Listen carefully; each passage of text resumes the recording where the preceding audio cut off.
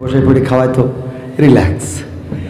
এই 5 তারিখের পথে এত দৌড়দৌড়ি, আমাদের দিন একটা আওয়াজ, বক্তা মানুষ, ওনারা বক্তা না হয়ে দিন 5টা 7টা মাহফিল। সত্য বলছি না? প্রতিদিন মানুষের পাশে যেতে হচ্ছে, দাঁড়াতে হচ্ছে, রাজপথে, মিছিলে, মিটিংয়ে, স্লোগানে, সম্মুখ সমরে, লড়াই সংগ্রাম এবং বাতিলের রক্তচক্ষু আছে না নাই?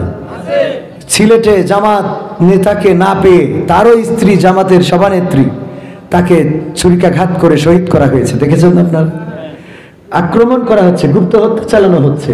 আমরা প্রায় জায়গায় দেখছি যে প্রেতাত্মারা তারা তাদের সাথে মিশে যে আক্রমণ করছে, যেন দোষ ঘাড়ে পড়ে। ওগো আমার ভাইয়েরা, মুহাদ্দিস আব্দুল খালেক, এটা দেখার পরে আমার নেতা, আমাদের নেতা, গণমানুষের নেতা মুহাদ্দিস আবু সাঈদের কথা মনে পড়ে যায়।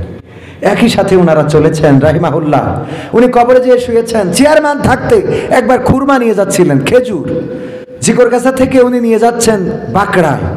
তখন কপোতাক্ষ নদী দিয়ে চলাচল ছিল নৌকায়। পথিমধ্যে রোজার মাস, আজান হয়েছে মাগরিবের, নৌকা থেকে উপুড় হয়ে পানি তুললেন নদী থেকে এবং ইফতার করলেন। নৌকায় থাকা সহযাত্রীরা বলল, মুহাদ্দিস আবু সাঈদ, আপনি তো একজন চেয়ারম্যান মানুষ, নিয়ে যাচ্ছেন খুরমা, কয়টা খুরমা বের করে তো মুখে দিলে ইফতারটা সুন্দর হতো, এই নদীর ময়লা পানি তো পান করা লাগে না। মুহাদ্দিস আবু সাঈদ ওই দিন জবাব দিয়ে বলেছিলেন, আমি যে খুরমাগুলো নিয়ে যাচ্ছি এগুলো জনগণের খুরমা, আমার ইউনিয়নে বন্টনের জন্য আমাকে দায়িত্ব দেওয়া হয়েছে। আমি এই খুরমা থেকে একটা খুরমা নিয়ে যদি ইফতার করি, পরকালের ময়দানে এটার জন্য আল্লাহ বিচারের কাঠগড়ায় দাঁড় করাবেন। সুতরাং এই খুরমা আমার জন্য নয়, জনগণের অধিকার, জনগণকে বুঝিয়ে দেব। এই ছিল মুহাদ্দিস আবু সাঈদ মুহাম্মদ শাহাদাত হুসাইন রাহিমাহুল্লাহ। উনি ইন্তেকাল করেছেন, আল্লাহ মৃত্যুটাকে শহীদ মৃত্যু হিসেবে নসিব করুন, বলেন আমিন। তার জানাজাও ঠিক মতো আমাদের পড়তে দেয় নাই।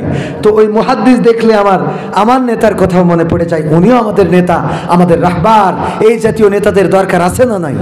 যেই নেতারা এই সময়ও বলবে, জনগণের মুহাদ্দিস আবু সাঈদ এমপি হওয়ার পরে অস্ট্রেলিয়ায় পাঠানো হয়েছিল, যে খরচ দেওয়া হয়েছিল, খরচ বেঁচে গিয়েছিল, সেই টাকা ঢাকা থেকে এয়ারপোর্ট থেকে বের হয়ে আগে বেগম জিয়ার ফান্ডে জমা দিয়েছে, তারপরে জিকরগাছা চৌগাছায় ফিরে এসেছে যে আমার জন্য নির্ধারিত নির্দিষ্ট বাজেটের টাকা, এত টাকা বেঁচে আছে, সেই টাকা আমি এই ফান্ডে আবার জমা দিয়ে চলে গেলাম।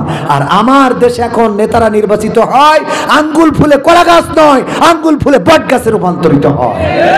কারণ কলা গাছের একটা লিমিট থাকে, যেই লিমিটের বাইরে কলা গাছ আর মোটা হয় না, বলেন ঠিক কিনা? আর যখন আঙ্গুল ফুলে বট গাছ হয়, এদের অবস্থাটা কেমন? বট গাছের যদি সুযোগ দেন, ও এখান থেকে শিকড় ছাড়তে ছাড়তে সাতক্ষীরা শহরে চলে যাবে, ঠিক না? ঠিক।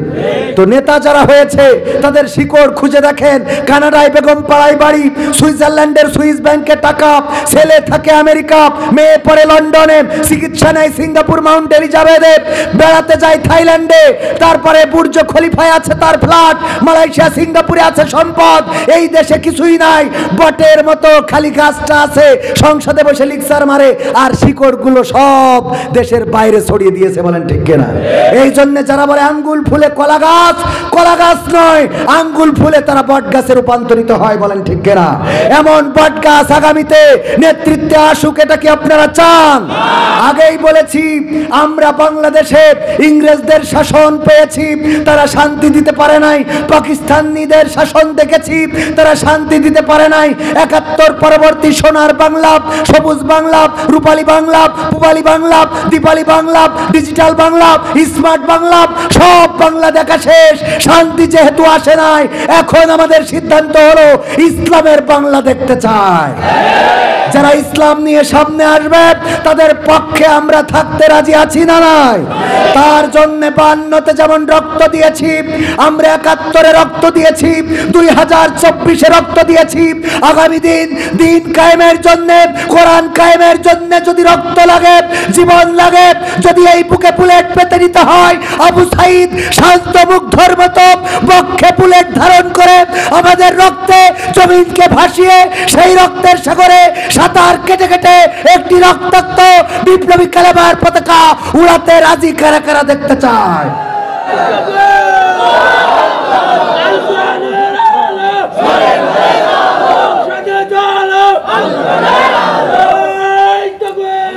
সংগ্রামী তৌহিদি জনতা, এর জন্য আমার যুবকদেরকে এগিয়ে আসতে হবে।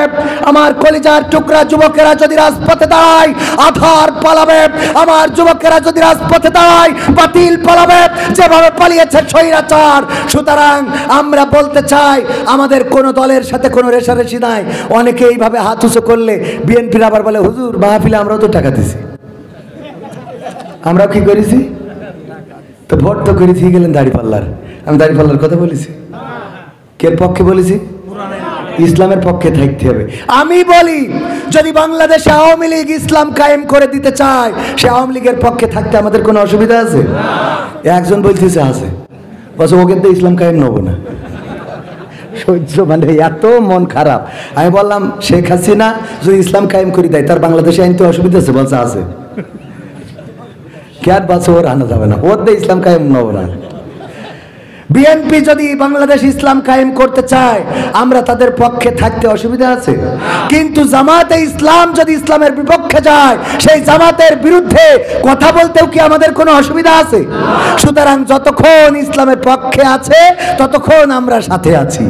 যদি ইসলামের পথ থেকে বিচ্যুতি ঘটে, তাহলে জামাত ইসলাম, হেফাজত ইসলাম, তাবলিগি ইসলাম, সরমানে ইসলাম সব ঝেঁটিয়ে বিদায় করে দিয়ে প্রকৃত ইসলাম যারা চায়, তারা হোক আওয়ামী লীগ, হোক বিএনপি, জাসদ, বাসদ, যারা হবে তাদের পিছনে ইক্তেদায়ী বেহেজাল ইমাম বলতে কোনো আপত্তি মনে থাকবে ইনশাআল্লাহ। আলহামদুলিল্লাহি রাব্বিল আলামিন। রব্বানা জালামনা